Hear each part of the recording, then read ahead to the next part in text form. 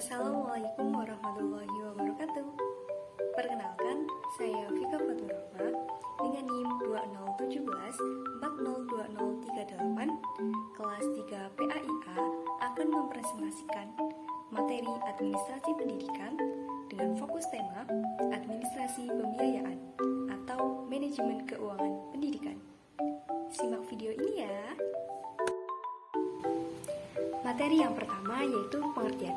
Apa sih yang dimaksud dengan manajemen keuangan pendidikan atau pembiayaan pendidikan? Jadi, yang dimaksud dengan pembiayaan pendidikan adalah suatu kegiatan yang berhubungan dengan pengadaan keuangan, pemanfaatan, hingga pertanggungjawaban keuangan untuk mencapai tujuan pendidikan secara efektif dan efisien. Aktivitasnya itu tersusun secara sistematis, dimulai dari perencanaan, penggunaan, pengawasan dan evaluasi, serta pertanggungjawaban dan pelaporan. Lalu, fungsi dari pembiayaan pendidikan itu ada beberapa. Yang pertama, ada fungsi perencanaan anggaran tahunan. Yang kedua, pengadaan anggaran. Yang ketiga, pendistribusian anggaran. Yang keempat, pelaksanaan anggaran.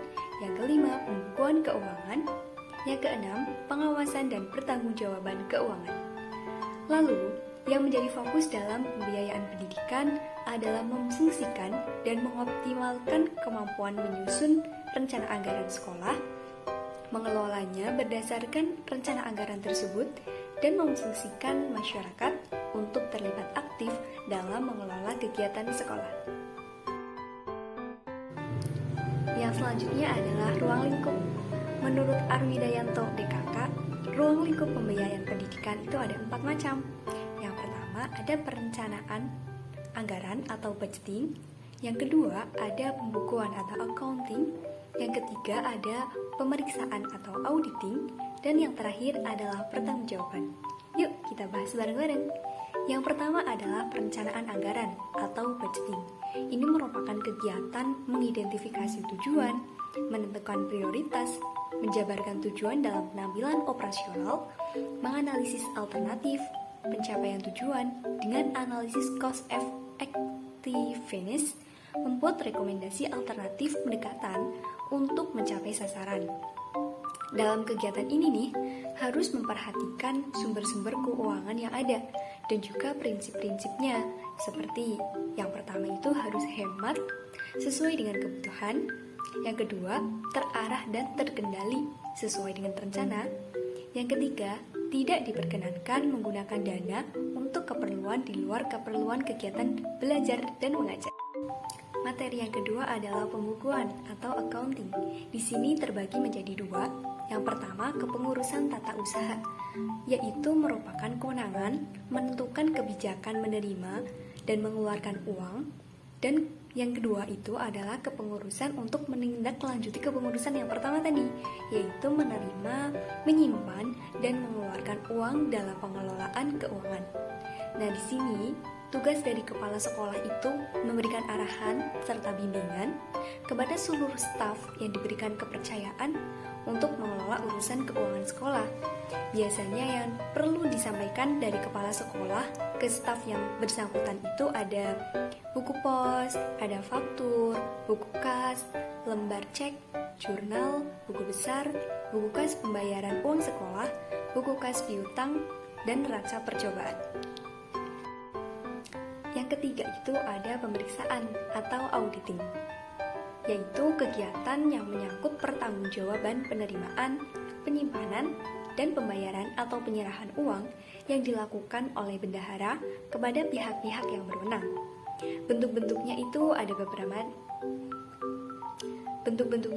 beberapa macam. Yang pertama, pemeriksaan laporan keuangan untuk menentukan apakah keseluruhan laporan keuangan sudah terukur dan terverifikasi sesuai dengan kriteria tertentu. Dan yang kedua, pemeriksaan operasional, yaitu pemeriksaan atas keseluruhan dari prosedur atau metode operasi suatu organisasi yang bertujuan untuk mengetahui efektivitas dan efisiensi. Dan yang terakhir ada pertanggungjawaban. Ini merupakan kegiatan pelaporan keuangan kepada kalangan internal maupun eksternal yang menjadi stakeholder dalam suatu lembaga pendidikan. Contohnya itu ada Kepala Dinas Pendidikan, ada Kepala Badan Administrasi Keuangan Daerah atau yang biasa disingkat BAKD, ada Dinas Pendidikan Daerah, dan yang lain sebagainya. Materi yang ketiga yaitu sumber-sumber keuangan pendidikan. Menurut Undang-Undang Nomor 20 Tahun 2003, Pasal 46 Ayat 1 dinyatakan bahwa pendanaan pendidikan menjadi tanggung jawab bersama antara pemerintah daerah, dan masyarakat. Lalu, menurut Sulistiorini, sumber keuangan pendidikan itu ada beberapa macam. Yang pertama itu berasal dari pemerintah. Biasanya ini berupa dana rutin dalam daftar isian kegiatan atau DIK yang dialokasikan untuk semua sekolah untuk setiap tahun ajarannya. Yang selanjutnya bisa juga dari dana BOS atau bantuan operasional sekolah sebagai upaya pemerintah untuk membantu pembiayaan operasional sekolah. Yang kedua itu dana dari wali murid atau iuran komite. Biasanya ini ditetapkan melalui rapat komite. Dananya itu terbagi menjadi beberapa macam. Yang pertama ada dana wajib, dana tetap bulanan nih, yang biasanya dibayarkan wajib oleh wali murid pada setiap bulannya. Biasanya itu dikenal dengan SPP.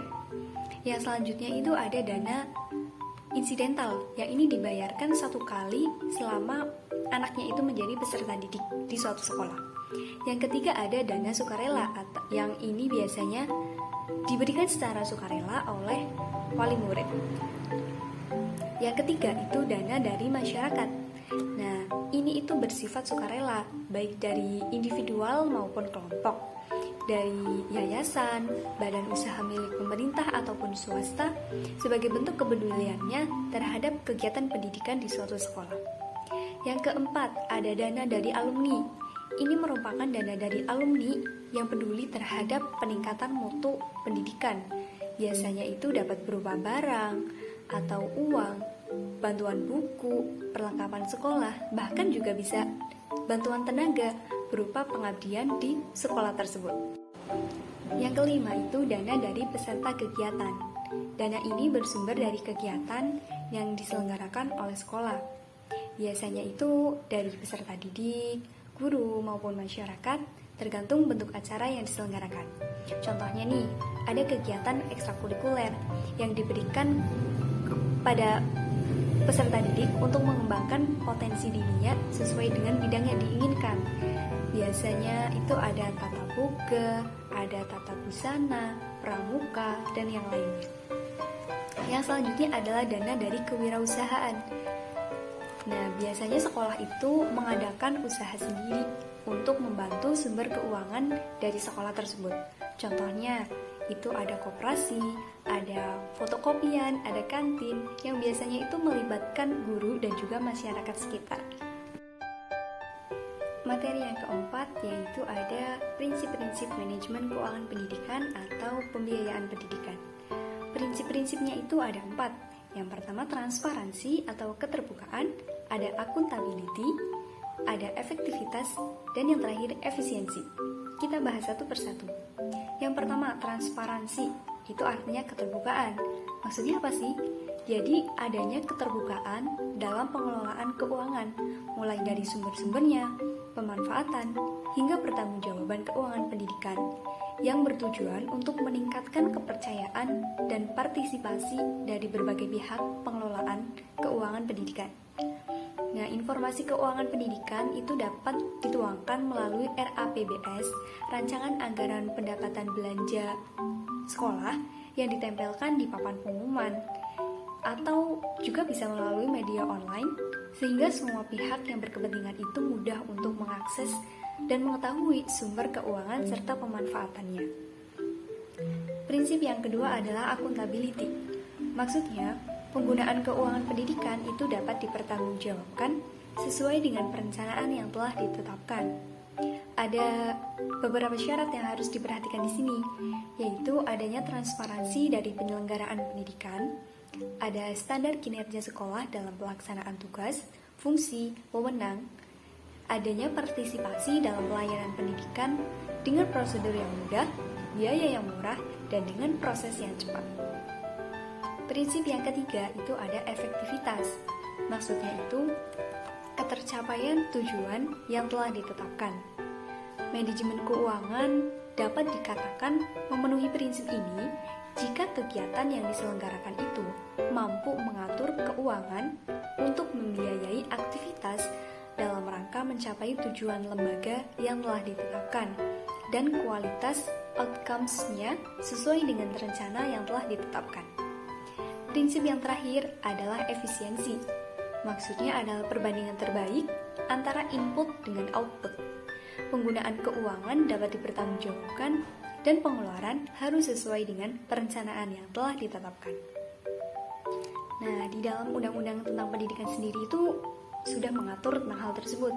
Contohnya pada Undang-Undang Nomor 20 Tahun 2003 Pasal 48 yang menyatakan bahwa pengelolaan dana kependidikan itu harus berdasarkan beberapa prinsip. Ada prinsip keadilan, efisiensi, transparansi, dan akuntabilitas publik.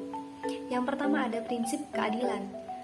Jadi besarnya pendanaan pendidikan dari berbagai pihak itu harus disesuaikan dengan kemampuan masing-masing, jadi adil gitu.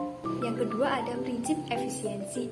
Maksudnya itu mengarah pada perbandingan antara pemasukan dan pengeluaran yang seimbang. Yang ketiga itu ada prinsip transparansi. Ini menekankan keterbukaan dalam manajemen keuangan pendidikan. Harus jelas dan harus sesuai dengan kenyataan dan pelaksanaannya. Yang keempat adalah prinsip akuntabilitas publik. Nah, penggunaan keuangan sekolah dapat dipertanggungjawabkan. Pengeluarannya harus sesuai dengan perencanaan yang telah ditetapkan. Materi yang kelima yaitu tugas pengelola keuangan. Nah, di dalam suatu sekolah itu pasti ada pelakunya yang memiliki tugas dan fungsinya sendiri-sendiri. Nah, di dalam pengelola keuangan pendidikan ini juga ada loh. Yang pertama ada kepala sekolah. Kepala sekolah ini memiliki tugas otorisator, yaitu berwenang untuk mengambil keputusan yang mengakibatkan penerimaan dan pengeluaran anggaran. Selain itu, kepala sekolah juga dilimpahi tugas ordonator, yaitu memerintahkan pembayaran kepada bendahara. Yang kedua ini ada bendahara. Bendahara itu dilimpahi tugas bendaharawan, yaitu melakukan penerimaan, penyimpanan, dan pengeluaran uang, serta memiliki kewajiban untuk melakukan perhitungan dan pertanggungjawaban. Selain itu, bendahara juga dilimpahi tugas ordonator.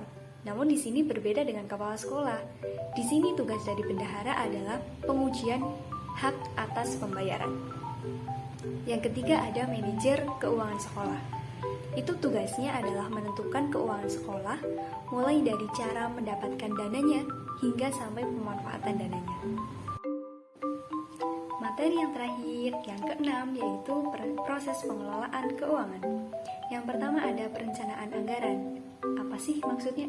Jadi penganggaran atau perencanaan anggaran adalah kegiatan menyediakan anggaran untuk melaksanakan program yang telah direncanakan.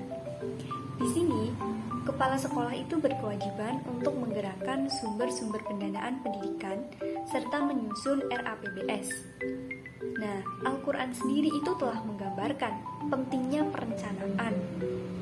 Tertuang dalam Quran Surat Al-Hasyr ayat 18-19 yang artinya, hai orang-orang yang beriman, bertakwalah kepada Allah dan hendaklah setiap diri memperhatikan apa yang telah diperbuatnya untuk hari esok, akhirat, dan bertakwalah kepada Allah. Sesungguhnya Allah Maha mengetahui apa yang kamu kerjakan. Dan janganlah kamu seperti orang-orang yang lupa kepada Allah, lalu Allah menjadikan mereka lupa kepada diri mereka sendiri. Mereka itulah orang-orang yang fasik. Nah, itu udah jelas banget ya, ayat yang membahas tentang pentingnya perencanaan penganggaran. Perencanaan yang baik adalah suatu keniscayaan manakala menginginkan keberlangsungan kegiatan pendidikan, lebih-lebih di era teknologi seperti sekarang ini. Yang kedua ini kita akan belajar tentang strategi mencari sumber-sumber dana sekolah. Sebelumnya kita tadi sudah belajar tentang berbagai macam sumber dana sekolah. Sekarang kita akan belajar tentang strateginya. Yang pertama itu bisa dengan membangun usaha. Contohnya adalah koperasi. Koperasi ini biasanya dikembangkan di hampir seluruh sekolah yang ada di Indonesia. Karena dinilai strategis. Alasannya apa nih? Ya karena koperasi itu tidak terbatas hanya pada menyiapkan perlengkapan dan kebutuhan siswa, tapi bisa juga sewa ruko, ada toko serba ada, dan yang lain sebagainya. Yang kedua, itu bisa dengan membuka kursus, yaitu kegiatan di luar jam sekolah. Itu apa sih maksudnya? Jadi itu kegiatan yang melibatkan masyarakat umum, tidak hanya peserta didik dan guru. Itu berupa peningkatan kompetensi seperti kursus bahasa Inggris, bahasa Arab, bahasa Mandarin, bisa juga kursus komputer, kelas tari, tata boga, dan yang lain sebagainya. Yang ketiga ini ada pengajuan proposal kepada pemerintah swasta maupun daerah untuk mendapatkan bantuan dana. Walaupun ini itu tidak serta-merta langsung dapat dananya dan bisa di setiap saat gitu. Yang keempat adalah penggalangan dana dari para donatur. Donaturnya ini bisa jadi donatur tetap maupun donatur tidak tetap. Yang kelima, itu penggalangan dana dari para alumni yang sudah sukses. Biasanya itu bisa bersifat tetap maupun tidak tetap. Yang keenam atau yang terakhir ini adalah dana dari wali peserta didik atau wali murid. Biasanya berupa SPP seperti yang sudah dijelaskan tadi. Ada bantuan pengembangan pendidikan, ada biaya pendaftaran murid baru, biaya ujian-ujian, iuran ekstrakurikuler, iuran perpustakaan, dan yang lain sebagainya. Yang ketiga adalah penggunaan keuangan sekolah. Dalam menggunakan dana sekolah, pengelola keuangan itu harus berpegang teguh pada prinsip-prinsip manajemen, seperti hemat, harus sesuai dengan rencana yang telah ditetapkan.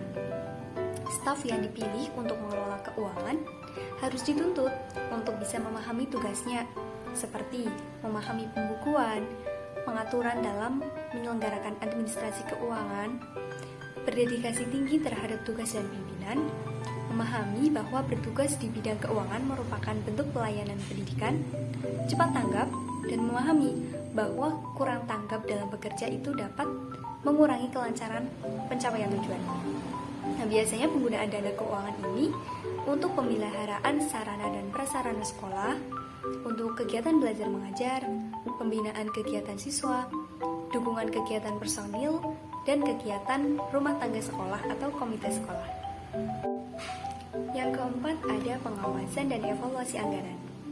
Pengawasan anggaran adalah sejumlah aktivitas yang tersusun secara sistematis, diawali dengan memonitor, memeriksa, menilai, dan melaporkan penggunaan anggaran yang dialokasikan untuk membiayai program-program pendidikan agar anggaran tersebut digunakan sebagaimana mestinya dan dapat dilaksanakan secara efektif dan efisien. Pengawasan ini dilaksanakan oleh kepala sekolah untuk menjamin ketetapan pelaksanaan tugas sesuai dengan rencana yang telah ditetapkan, melaksanakan koordinasi kegiatan-kegiatan, mencegah pemborosan dan penyelewengan dana, menjamin kepuasan, serta meningkatkan kepercayaan masyarakat terhadap pengelola keuangan sekolah.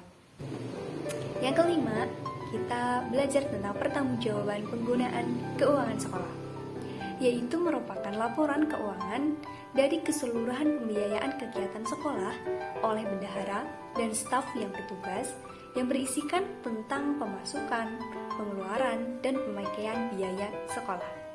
Semakin baik kondisi keuangan sekolah, maka semakin baik pula kemampuan sekolah dalam mendanai keperluan sekolah.